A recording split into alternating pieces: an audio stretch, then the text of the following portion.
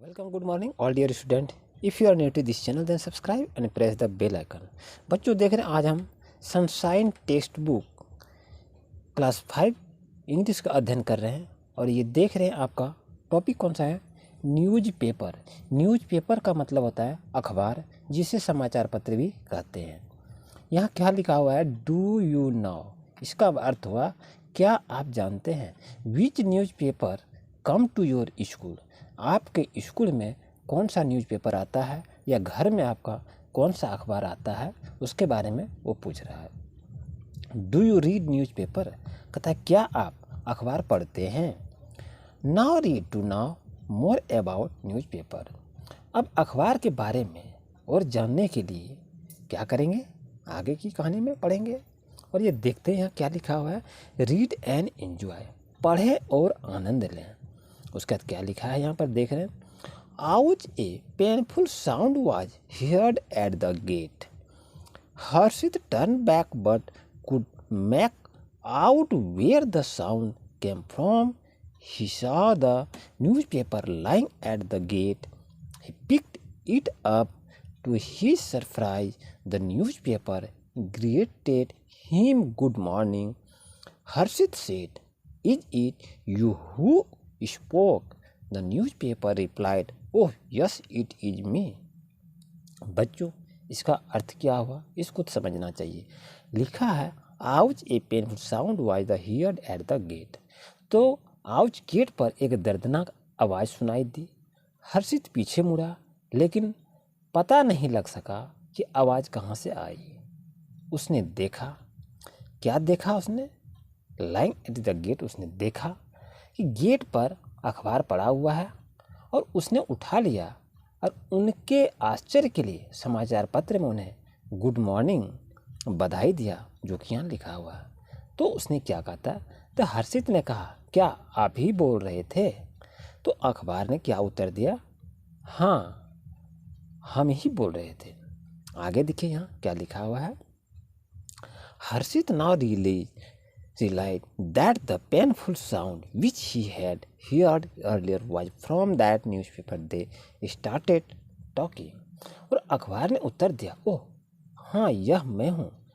हर्षित को अब एहसास हुआ कि जो दर्दनाक आवाज़ हुआ उसने पहले सुनी थी और वह उस अखबार की थी, और वे बातें करने लगे। अब क्या कहता है यहाँ देखें, हर्षित व्हाई डिड यू ग्रोन, अब वो कहता तुम क्यों कराह रहे हो। ग्राउंड का मतलब होता है कराहना, तो उसने कहा तुम क्यों कराह रहे हो।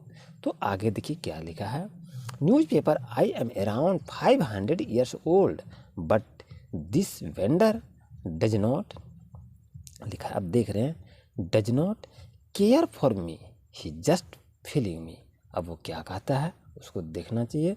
अब वो कहते हैं कि आई एम अराउंड 5 साल, तो कहते हैं अखबार ने कहा रहा है कि मेरी उम्र करीब 500 साल है, लेकिन यह विक्रेता नहीं करता कि मेरे लिए परवाह करते हैं, वह सिर्फ मुझे उड़ाता है।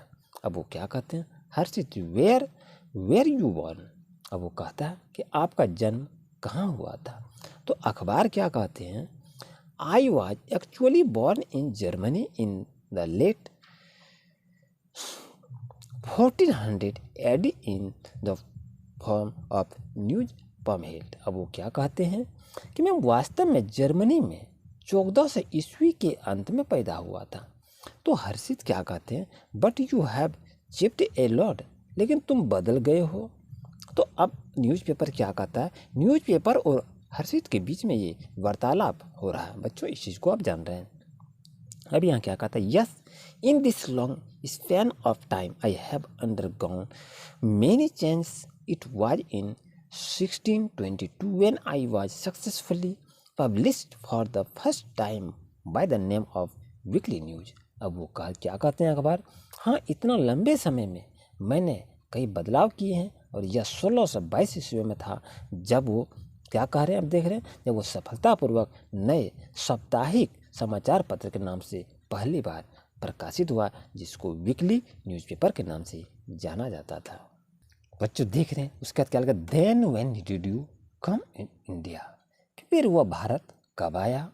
तो न्यूज़पेपर क्या कहते हैं, it was in the year 1762 when a British editor, William Bowles, started me in English to criticize the ruling East India Company. अब वो क्या करते हैं, विलियम बोल्ट्स ने मुझे अंग्रेजी में सत्तारूढ़ ईस्ट इंडिया कंपनी की आलोचना करने के लिए शुरू किया था।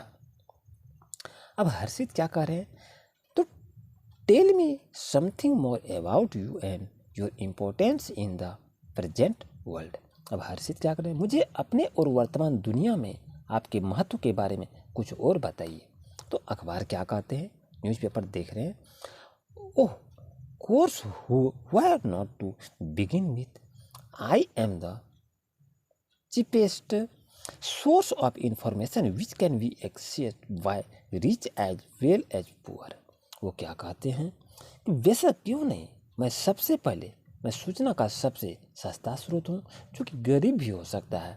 मैं स्थानीय, राष्ट्रीय और अंतर्राष्ट्रीय समाचार पत्रों को राजनीतिक मामलों, खेल मनोरंजन और मौसम के पूर्वानुमान से संबंधित विचारों से भी भरा हुआ था।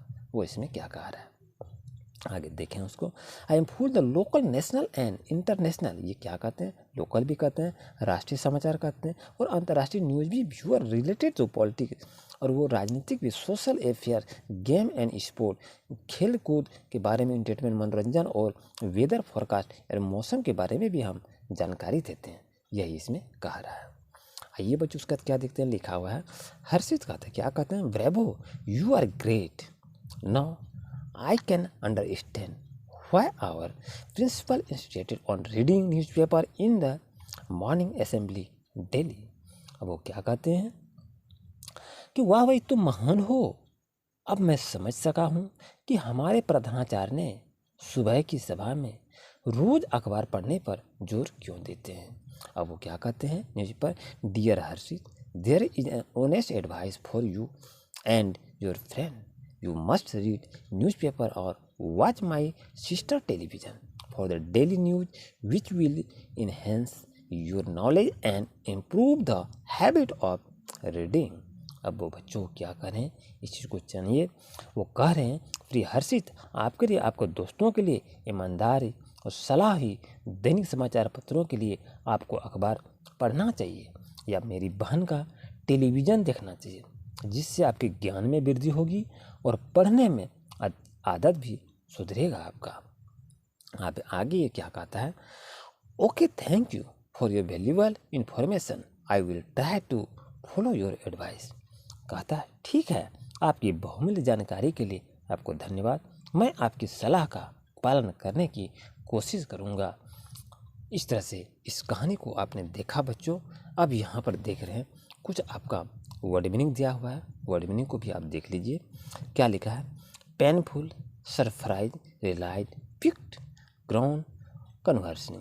अब देखिए, पेनफुल का मतलब होता है दर्दनाक, सरप्राइज का मतलब होता है आश्चर्य, और रिलाइज का मतलब होता है एहसास, और पिक्ड का मतलब होता है उठाया, और ग्राउंड का मतलब होता है कराहना, और कन्वर्सिंग का मतलब होता है बातचीत करना। बच्चों उम्मीद है आज का क्लास आपके लिए काफ़ी यूजफुल हुआ होगा, और इसके बाद देखेंगे नेक्स्ट टॉपिक क्या आता है। इसके बाद बच्चों नेक्स्ट पार्ट आपका यहाँ क्वेश्चन आंसर करवाएंगे नेक्स्ट क्लास में।